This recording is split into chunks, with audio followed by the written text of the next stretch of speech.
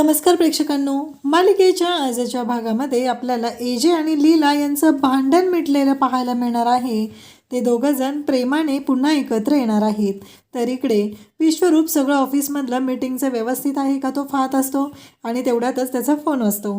तर लीलाने फोन केलेला असतो. विश्वरूप म्हणतो की हां वहिनी बोला. मग विश्वरूप म्हणू लागतो की काय झालं. तेव्हा लीला सांगते की एजेंनी आज सकाळपासून काही खाल्लेलं नाही आहे, त्यांनी नाश्ता केलेला नाही आहे, काहीच केलेलं नाही आहे. तेव्हा विश्वरूप म्हणतो की ठीक आहे, मी इथे तयारी करतो, त्याची अरेंजमेंट करतो. तेव्हा त्यांना लीला सांगू लागते की एजंटना काही करून नाश्ता करायला लाव, असं विश्वरूपला ती सांगत असते. तेव्हा विश्वरूप म्हणतो की हो. तेवढ्यातच ऑफिसमधला तिथे पिऊन आलेला असतो, ऑफिस बॉय तिथे आलेला असतो. त्याला विश्वरूप सांगतो की एजंट सरांसाठी नाश्ता रेडी कर.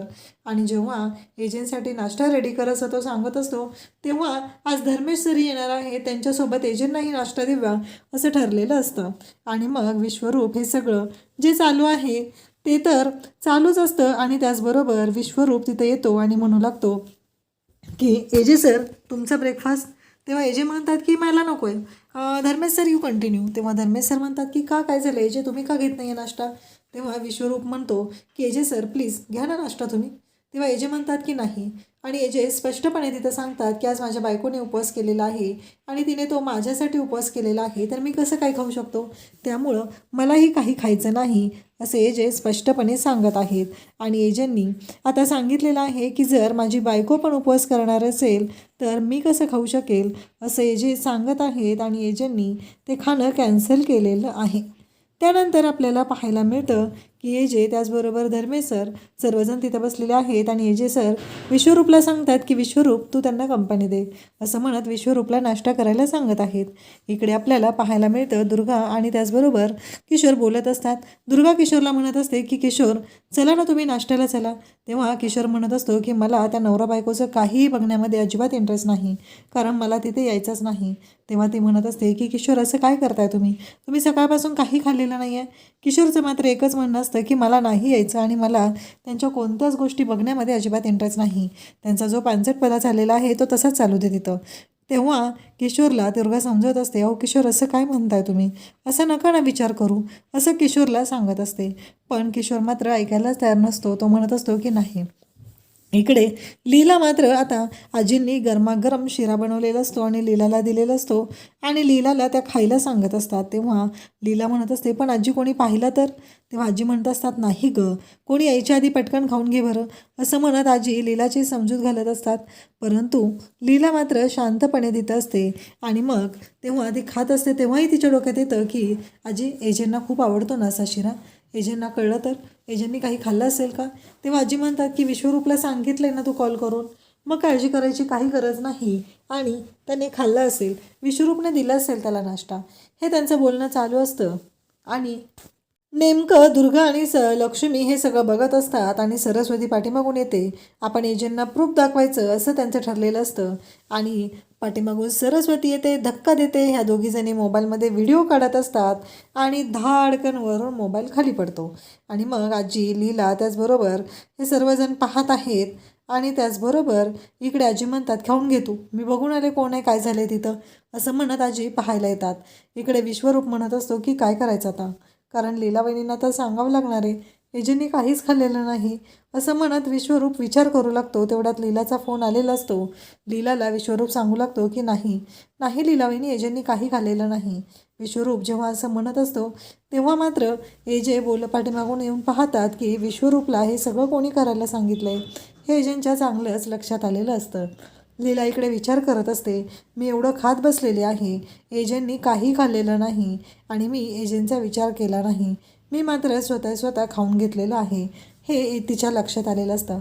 संध्याकाळी एजे चहा आणि बिस्किट घेऊन येते. एजंटच्या समोर लीला चहा आणि बिस्किट घेऊन आलेली असते आणि एजंटना ती घास भरवत असते, एजंटना खायला देत असते. परंतु एजे मात्र खात नसतात, ते तिला खायला लावत असतात. तेव्हा एजंटना लीला म्हणते की प्लीज एजे असं नका ना करू, तुम्ही खा ना. एजे ऐकायलाच तयार नसतात. एजे म्हणत असतात की नाही नको आहे मला. तेव्हा मात्र लीला विचार करत असते. लीला म्हणत असते की आता काय करू. तेव्हा एजेंना ती सांगायला लागते की एजे प्लीज. तेव्हा एजे म्हणतात मी सांगितलं ना तुला, जोपर्यंत तू खाणार नाहीस तोपर्यंत मीही खाणार नाही, त्यामुळं आता मी ते खाणारच नाही, असे एजे तिला बोलत असतात. तेव्हा मात्र लीला म्हणत असते की एजे मला काय वाटतं माहिती आहे का, पण एजे ऐकतच नाहीत. एजे म्हणतात की नाही. लीलाला ते म्हणतात की आधी तू खा. आणि मग एजे लीलाला घास भरवतात. लीला एजेंना घास भरवते आणि मग दोघंही एकमेकांना घास भरवतात आणि मग आनंदाने खाऊ लागतात. तेव्हा लीला म्हणत असते की एजे, तुम्ही आज दिवसभर माझ्यासाठी काही खाल्लेलं नाही.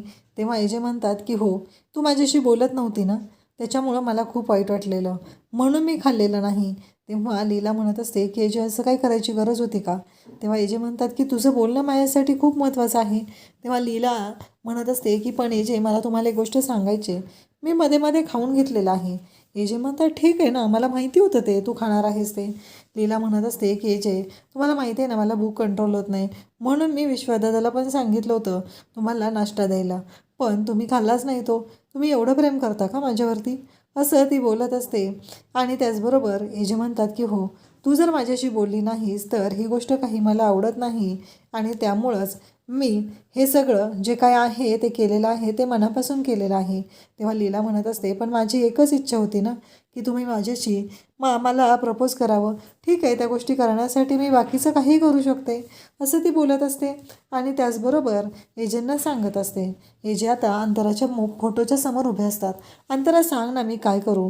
कारण एजे म्हणत असतात की अशी इच्छा आहे, ते कळतच नाही आहे की लीलाची इच्छा आहे की मी तिला प्रपोज करावं, पण मी प्रपोज करायला घाबरतोय. कारण जर कोणाला कळलं की म्हणजे मी ज्या व्यक्तीला प्रपोज करतो किंवा माझ्या जवळची प्रेमाची माणसं आहेत ती माझ्यापासून हिरावली जात आहेत, म्हणून तर मी प्रपोज करत नाही, असं एजंटचं म्हणणं असतं. तेवढ्यात आजी तिथे येतात आणि आजी म्हणतात की अरे, अशी काळजी नको करूस ना अर्धीराम, काही झालं तरी तुला माहिती आहे ना की असा विचार नको करूस, तो असा विचारही मनात आणू नको. मला सांग, तुला लीलाबद्दल वाटतं ना, मग तुझ्या मनातल्या भावना तिच्यापर्यंत पोहोचल्या पाहिजेत. तू तिला सांगून टाक, तिला बरं वाटेल. हे सगळं बोलणं चालू असतं आणि किशोर मात्र या दोघांचं बोलणं ऐकत असतो. तो आलेला असतो, या दोघांचं बोलणं ऐकत असतो आणि म्हणत असतो की मला नक्कीच खात्री आहे की हा गोंधळ कोण करत आहे. आणि आता एजे, तुझं जे काय चाललेलं आहे ना, कारण काही झालं तरीही तुला जे वाटत आहे की तुझ्या मनातली जी भीती आहे ती भीती खरी ठरणार आहे. ज्या दिवशी तू लीलाला प्रपोज करशील त्या दिवशी लीलाचा तिच्या आयुष्यातला तो शेवटचा दिवस असेल, असं किशोर बोलत असतो. एजे म्हणत असतात की हो, माझ्या मनातल्या भावना मी लीलाला सांगेल. आता एजेंनी आजींना शब्द दिलेला आहे. एजे कशा प्रकारे लीलाला प्रपोज करणार हे आपल्याला पुढे पाहायला मिळणार आहे. अशाच अपडेटसाठी चॅनलला सबस्क्राईब करा. थँक्यू.